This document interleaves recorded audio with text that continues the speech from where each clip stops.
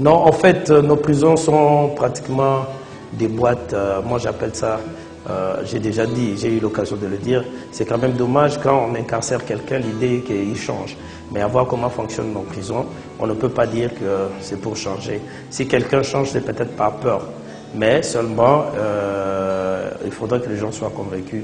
Dans nos prisons, on entre type pickpocket, on en sort bandit des grands chemins. On entre innocent, on en sort révolté. Aucune politique, alors pour arriver à changer les gens, rendre les gens responsables. Quand on mélange déjà des brigands, des innocents, des trucs, tout le monde est mélangé, c'est-à-dire que trop facilement, celui qui est allé braquer une banque va raconter ça à celui qui a volé un stylo, et celui qui a volé un stylo cherchera à braquer une banque demain. Il n'y a rien, il n'y a aucune politique d'insertion et de réinsertion dans la société et du changement. Ça, c'est vraiment dommage. Alors, vous comprenez que quand on arrête quelqu'un, le lendemain, il rentre et tout ça, ce n'est pas correct. Et surtout pour les journalistes, je crois que leur place n'est pas en prison parce qu'un journaliste qui est corrigé par ses pairs est mieux outillé, il ne revient pas. Mais remarquez, tous les journalistes qui ont été emprisonnés, quand ils sortent, ils deviennent encore plus endurcis. Donc c'est dire que nos prisons ont encore du chemin à faire. C'est vraiment des boîtes à pouvoir, ce sont des pouvoirs plutôt que des centres pénitentiaires et des rééducations.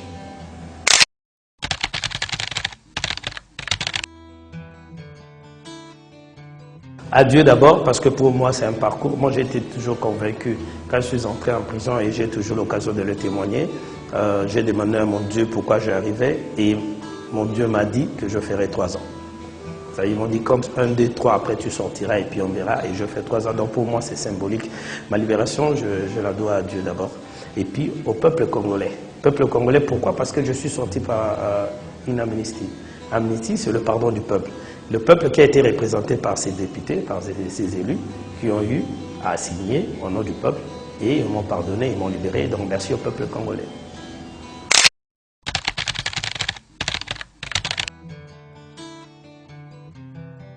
À Matadi, je crois que, contrairement à ce que les gens disent, ils pensent toujours qu'il y a une tendance tribale et tout ça. Loin de là, moi je n'ai pas remarqué ça. Vous savez, le bien, quand il est bien partout. Il y a une dimension universelle du bien. Il y a une dimension universelle du bien. Et moi je crois que le peuple matadien est un peuple mûr, politiquement, un peuple accueillant.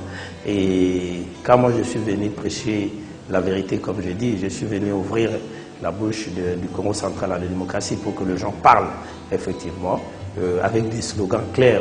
Donc c'est-à-dire loba. Donc tout ça, c'était pour dire que les gens doivent s'exprimer et ils aient de leurs droits d'expression. Alors, je crois que ça a été très bien accueilli et comme c'était de la vérité, la population m'a fait confiance et je me suis intégré sans problème. Et je me suis même marié. Ils m'ont donné une femme qui m'a donné des beaux enfants et donc voilà, l'intégration est là. Parfaite.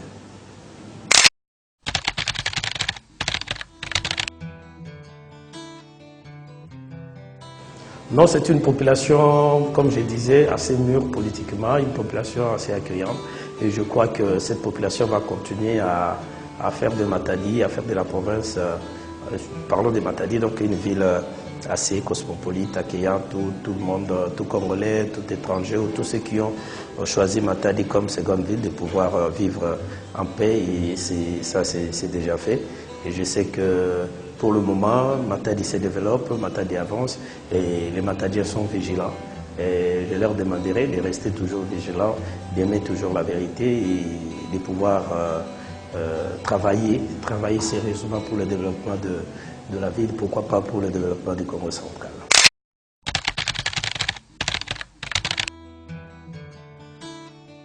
Non, c'est de bonnes relations avec toutes les autorités de la province. Il y a le gouverneur Jacques Mbadou, le président de l'Assemblée Simbanzongila, les députés, les ministres, les services de sécurité, la justice, le procureur général, Bukokole, que je salue d'ailleurs en passant, et les autres, les magistrats, le VKBK, les autres. Donc nous avons de très bonnes relations avec toutes les institutions. Quand je fais bien, ils m'encouragent. Quand je fais mal, ils me reprochent. Même s'il faut gronder, ils le font. Donc ainsi va la vie. C'est de bonnes guerres, pourvu que la démocratie gagne.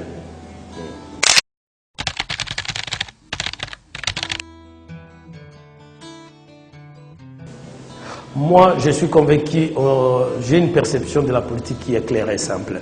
C'est-à-dire dire vrai, gérer vrai, et là où être transparent, là où on voit qu'on ne peut plus, on ne sait rien faire, on dit clairement au peuple, voilà, on dit la vérité au peuple, je n'ai pas pu faire ceci à cause de cela, je peux faire ceci ou je dois faire ceci et rendre compte par rapport à cette politique.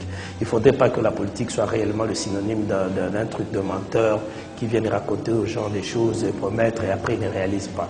Moi je crois qu'on peut faire la politique autrement, gérer une cité avec toute modestie et puis pourquoi pas ensemble avec la population, c'est-à-dire connaître l'air déshydratat. Une politique où les dirigeants sont au-dessus, en déphasage avec les réalités de la population.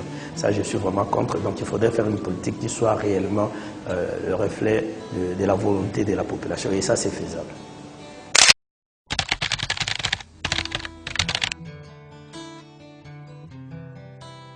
L'image du politicien congolais que j'ai maintenant, c'est les politiciens jouisseurs. C'est des politiciens jouisseurs, un peu insoucieux de la misère du peuple. Et ça, c'est dommage. Et c'est cette image qu'il faudrait changer. Et voilà pourquoi moi, j'appelle toujours au renouvellement de la classe politique. Les autres, les aînés, je ne jette pas des dévolus sur eux, mais je crois qu'ils ont fait leur temps, ils ont fait aussi leurs preuves. Nous les remercions pour tout ce qu'ils ont eu à faire.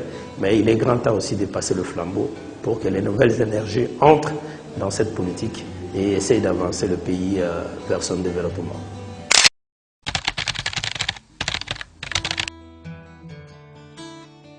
Il est un avenir radieux si nous mettons du sérieux, nous, peuple, en élisant des personnes qu'il faut à des places qu'il faut. Et parce que nous avons toutes les ressources nécessaires pour développer ce pays. Mais dès lors que le peuple congolais restera rêveur, suiviste, à ce moment-là, nous risquons d'avoir un pays imagé par un gros éléphant qui ne sait pas se réveiller et tout le monde vient se servir.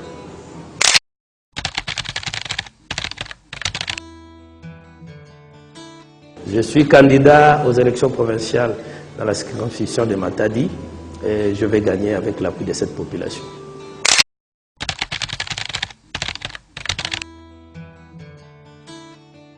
Parce que c'est une ville qui m'a porté pendant mes joies, pendant mes souffrances, pendant mon emprisonnement, et une ville qui m'a fait confiance. Aujourd'hui, quand vous allez vous poser la question, même aux petits-enfants qui est parti par là, on vous dit il est là, il est là. Et quand ils me voient, c'est des cris de joie, du genre Mandela, Oumela, du genre Tosito Ponayo, Molobelia Peuple, Toubi Diankangu. Quand les gens vous disent Toubi Diankangu, ça veut dire je parle déjà leur nom, je me bats pour eux. Voilà, une ville qui sait reconnaître, c'est bien, moi je crois que c'est déjà une ville qui me fait confiance. Et c'est une confiance que je me dois de ne pas trahir.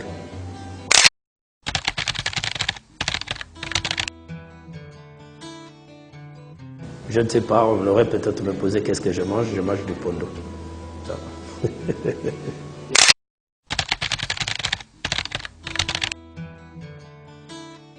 Non, moi je suis content et je vous encourage.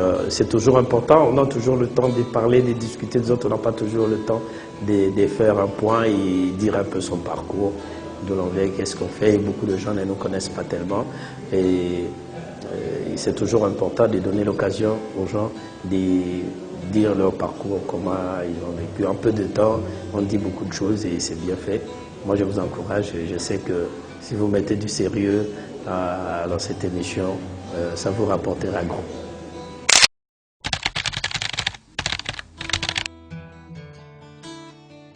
J'invite les autres à venir parler de leur parcours, il n'y a pas de problème, pour que demain on ne mette pas de doutes sur votre avenir. C'est toujours important. On peut voir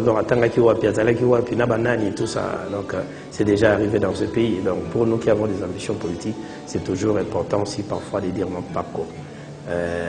J'encourage donc les politiciens et tout ça à venir ici et toute la population, pourquoi pas des gens à venir participer à l'émission, de donner aussi leur parcours. C'est toujours important et ça fait du bien.